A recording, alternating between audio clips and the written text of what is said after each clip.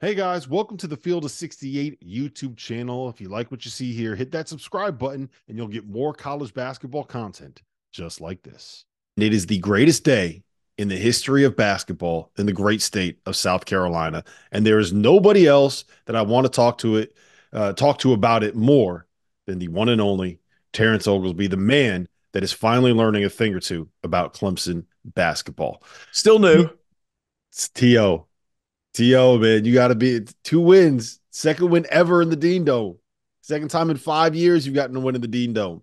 PJ Okay, so Hall. so this let's see. They didn't play a couple of years ago at the Dean Dome. So over the last 3-4 years, 2-1. Two Two. and one at the Dean Dome.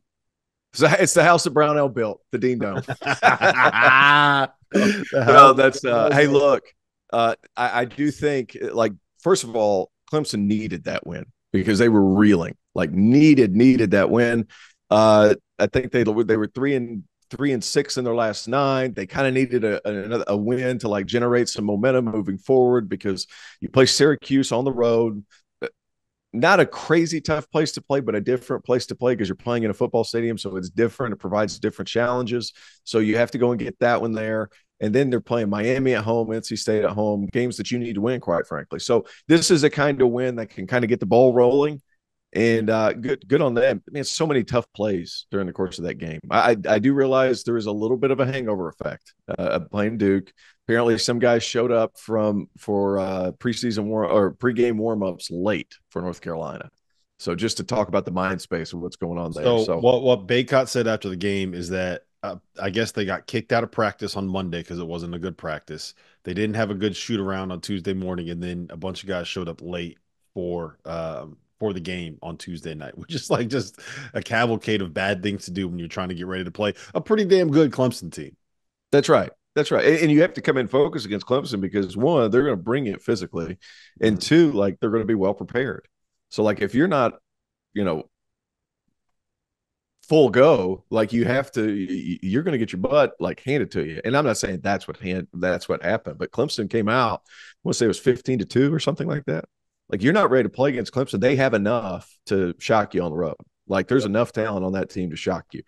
Momentum changing win for Clemson, who's lost a couple of close ones, lost a double overtime game at home, like the Georgia Tech, can't lose that. But all that being said, like you can now generate some momentum off of what I consider to be a huge win. Huge win. They are one possession against UVA at home and one possession at Duke that probably should have gone a different way. Probably. Yeah, we don't have to rehash or relitigate that, but they're 2 possessions away from being from having 5 straight wins with wins over the 3 best teams in the ACC during that stretch. So here's the way I want to ask it to you.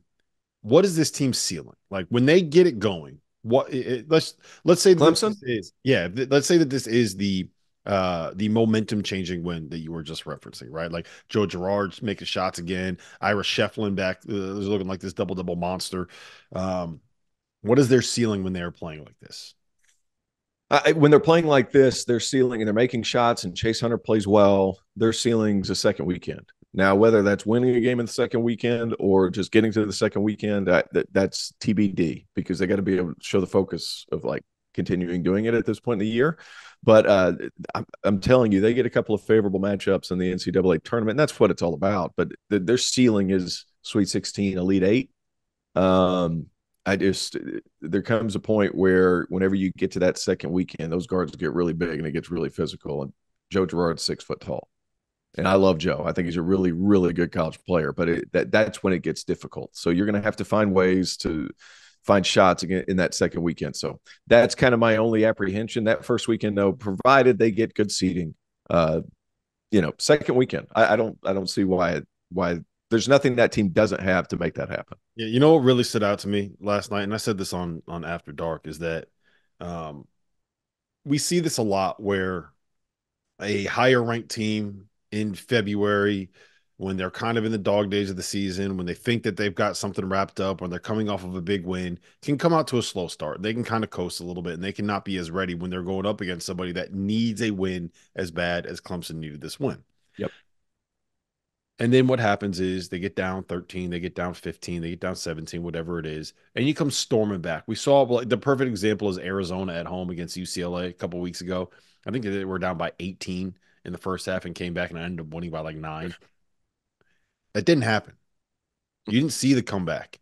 The North Carolina came back and Clemson still found a way to eat every single one of those punches and hold on to win that game. That is the thing that stood out to me more than anything else from that win last night.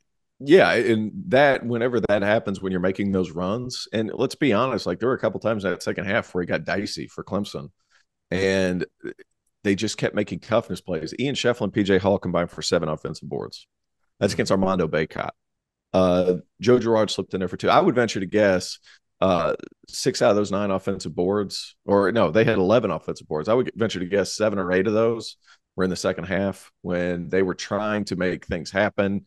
They were struggling to get a bucket, and they just were able to generate those extra opportunities within possessions. Like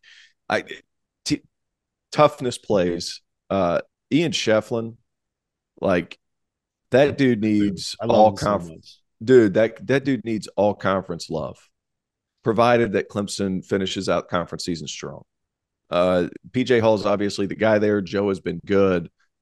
Ian has been great all season long. It's not the loudest stats sometimes, but man, he'll end up with like an 18 and 14 game against big time competition. And he is starting to generate the love that I think he deserves just off of hustle plays, toughness plays, like he just does a lot of winning stuff for that ball team. Yeah, he had an and one yesterday in the second half. I forget when it was, but he comes down the court like this and gives a little shimmy and the look on his face. I was like, okay, Ian, I see you. Dude, he is a beast. Yeah, he is a beast, and he's strong. His lower body, like he's got tree trunks for legs, and he's athletic. Like I'll never forget. I was talking to an assistant coach. Or like, what are you? This was when he was in high school. He came off the bench for his AAU team, and they were like, who he was playing for Team Curry. They had some like NBA level length. It was like Jonas Adu and one more kid that was like 7 foot, long wingspan, could really move. Couldn't play, but could really move. I can't remember the kid's name. But it was like he came off the bench for them and he just boarded and he was just physical. And the first thing I remember saying was like, he has some inadequacies, from a size perspective. He has some inadequacies from an athleticism perspective. I underrated his toughness because like he would always push guys out to 15, 17 feet if they were trying to post him up. He would hedge hard. He'd be on the floor. He just did so many winning things whenever he was there. Yeah, I think people just saw that many consonants in his last name and just said, "There's no way a guy with that many consonants in his last name is going to be able to work." You got an S, a C, an H, and 2 Fs in there. Nah, there's no way he's going to be a good player. And still trying to figure out how many syllables it actually has in that name. Is it Shefflin? Is it Schifflin? Is it Shefflin? I just say Shefflin, like the chef, and then like Jeremy Lin, Shefflin. That's all I say. I don't know if it's right, and I'm not going to sit here. It's Schifflin, but like it looks like it should have 3 because it has 2 Fs. Shefflin. If he was, he's a beast. I've had so many coaches text me who know I'm watching the Clemson game, obviously, and they'll be like, "How is Ian Shefflin not everybody in college basketball's favorite player?" he's one of my favorite. There's players. So many people. It has been 10 to 15 college coaches from around the country that will be watching a game like, "Hey, Ian Shefflin is my favorite player to watch." They have better players, but like he just makes winning plays consistently. That's the best compliment you can give somebody. As you guys know by now, we've partnered with BetMGM this season. We'll be using BetMGM lines to make all of our picks, and we'll have special offers for the listeners and the viewers of the Field of 68 each and every week of the college basketball season. We have a special offer that will be available starting on Tuesday, January 9th and running through Monday, February 12th, the morning after Super Bowl 58. If you haven't signed up for BetMGM yet, in honor of the big game, you can use the bonus code FIELD158 and you'll get $158 in free bets on your first wager with BetMGM, regardless of whether or not you win that first bet. Here's how you make it work. Download the BetMGM app. Sign up using the bonus code FIELD158. Deposit at least $5 and place your first wager on any game. You'll receive $158 in bonus bets regardless of the outcome of your bet. Just make sure that you use that bonus code FIELD158 when you sign up. And remember, BetMGM is now available under one wallet in select states. As a New Jersey resident, this is super convenient when I have to go cover games in New York or Philly, which happens quite a bit. When you cross state borders, you just log into your existing account and fire away. You don't have to create separate accounts in each state. It's easy, it's simple, it's clean. And most importantly, we have some fun stuff coming up for the heart of the college basketball season. Bet insurance tokens, college hoops odd boosts, and my favorite, a nice juicy parlay boost. So download the BetMGM app and sign up today. Field 158. Thank you for watching the Field of 68. If you've enjoyed what you've seen here, hit that like button, share this link with your friends, or check out the description for some other places that you can consume Field 68 content.